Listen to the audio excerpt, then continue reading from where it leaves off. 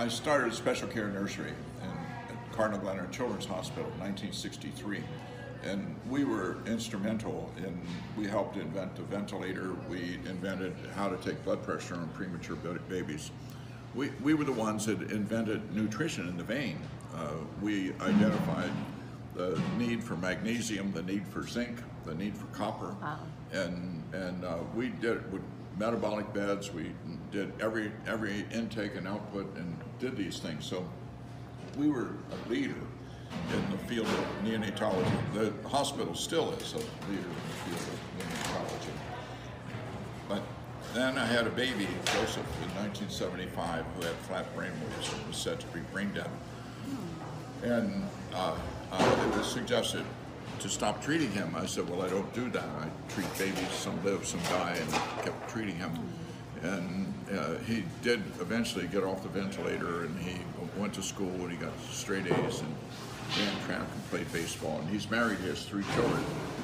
So because of him, after about 6 months, when he continued to live and was doing much better than anybody would have predicted, I started to investigate brain death. And it took about 2 years till I understood the language of brain death.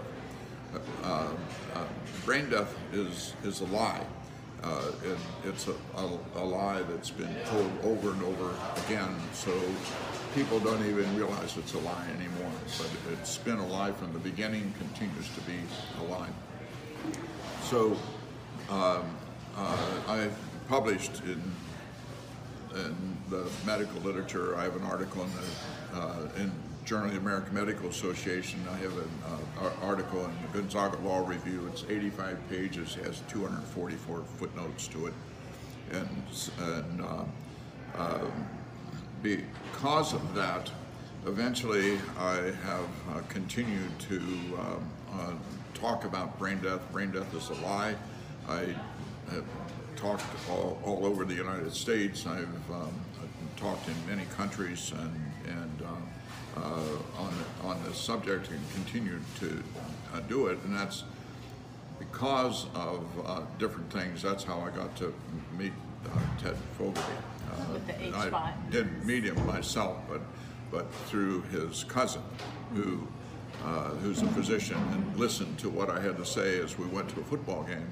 And she said, you should know my cousin. So that's how I can get involved with this. Nice. But the truth is easy, and then once you deviate from the truth, then you have first it's this false, but then when people become conscious of it's false, then it's a lie. Brain death is a lie. The way it occurred was that Christian Bernard did the first heart transplant in South Africa in 1967. 3 days later, they did the second heart transplant, and you don't know where that is, but I'll tell you. It was done in Brooklyn, New York. And what they did is they cut the beating heart out of a 3-day-old baby and transplanted it into an 18-day-old baby. And at the end of their surgeries, a short time after the end of their surgeries, both of those babies were dead. It was illegal, it was immoral. And so they had to do something to make it legal. And so what they did is they set up a committee at Harvard, and the committee invented brain death. The committee did not do studies on dogs or cats or rats. They didn't collect data on human beings, they just invented brain death. And they had no patient data, they had no basic science studies. And I know it's really awful when you know about it, and it doesn't get better. It keeps getting worse after that. Then a lot of people think that brain death means flat brain waves. They're not even required to do brainwave testing.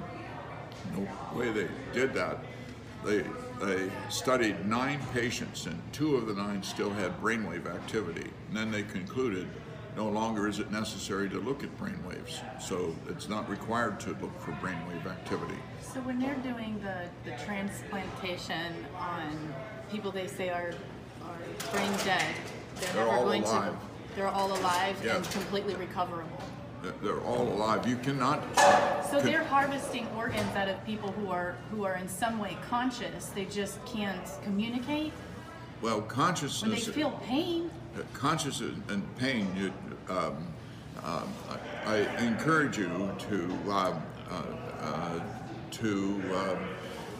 sharpen your mind so that you stay focused on one issue or the other. Sure. Okay, and consciousness is important, but it's one thing not to demonstrate consciousness, and then we use words like unconscious. But unconscious does not mean that there's no consciousness. It just means that we do not observe consciousness, and there's a difference.